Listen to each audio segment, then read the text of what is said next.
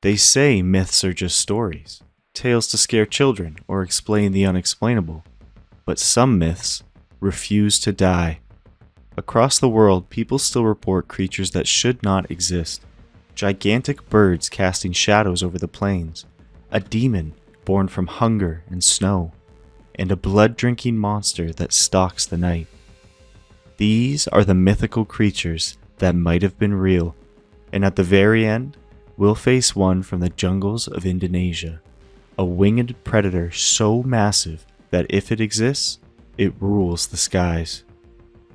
In the skies of North America, legends spoke of a bird so large its wings could blot out the sun. They called it the Thunderbird.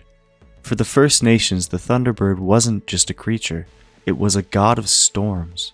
Its wings created thunder with every beat, and lightning flashed from its eyes. To see it in the sky was to witness power beyond human control, a living storm. But here's the question.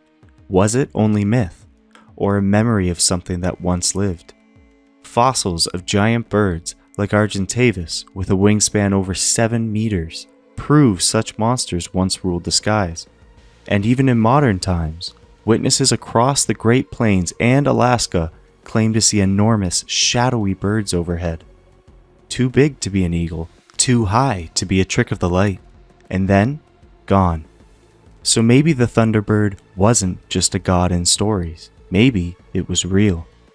And while some monsters rule the skies, others hunt on the ground.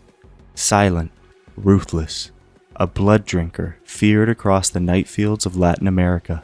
In the 1990s, a new monster terrorized the farms of Puerto Rico. Animals were found dead, their bodies untouched, but completely drained of blood. Locals gave it a name, El Chupacabra, the goat sucker. Witnesses described it as a small reptilian with glowing red eyes, spines down its back, and fangs built for piercing flesh. Others swore it looked like a mangy, hairless dog, but all agreed on one thing. Where the Chupacabra went, death followed.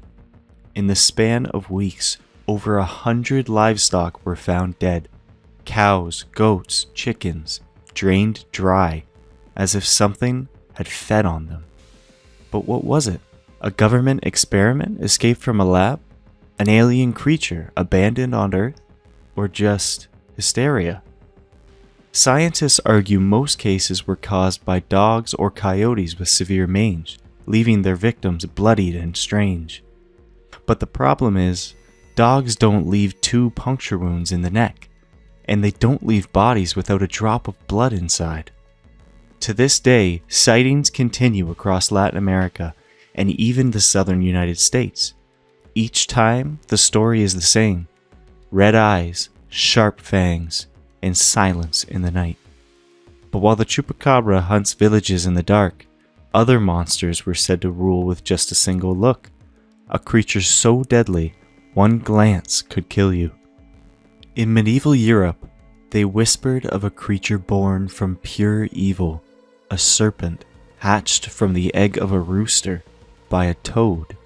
They called it the basilisk, the king of serpents. Legends claimed its breath was poison, its scales burned the ground it touched, and its gaze alone could kill a man where he stood.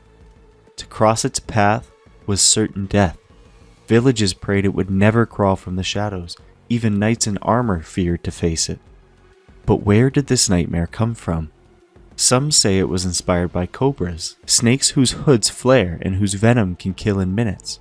Others believe it was an exaggeration of the weasel's deadly battles with vipers, twisted into myth. Or perhaps it was something else. Fossils of giant snakes and reptiles were uncovered even in ancient times. To villagers who dug them up, what else could they be but monsters? The basilisk was fear itself given scales and fangs, and whether it lived or not, the terror it inspired was very real. But monsters don't only slither through the shadows. Some walk on 2 legs and hunger for something far darker than blood. In the frozen forests of North America, hunters spoke of a creature that was once human, but hunger turned it into something else. They called it the Wendigo, a spirit of endless hunger. The story said a person who resorted to cannibalism in the depths of winter would be cursed. Their bodies stretched and twisted, skin pulled tight over bones, eyes glowing with madness. And once the change was complete, they would never be human again. Only hunger, only the Wendigo. But what was it really? A way to warn against the horrors of starvation? Or a memory of something real?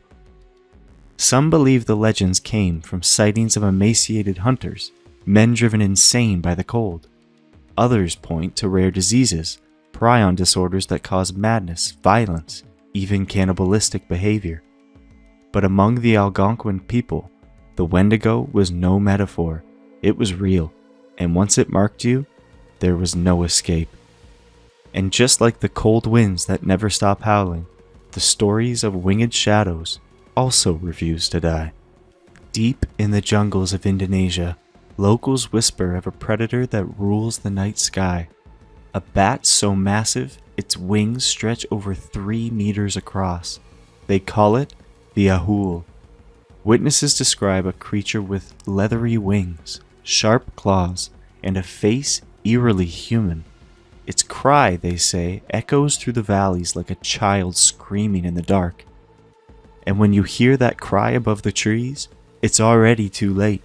The ahul swoops silently and vanishes into the black. But what could it be? Some suggest it's a giant owl, its wings magnified in moonlight. Others believe it's a colossal bat, a species science has yet to find. But there's a problem. Even the largest known bats, flying foxes, don't come close to the size witnesses describe, and none have a face like ours. So maybe the ahul isn't just another animal. Maybe it's something older, something that watches from the canopy above. And in the endless jungles where the shadows stretch forever, the night sky belongs to it. So if you hear a scream overhead, don't look up, because the ahul is already looking down.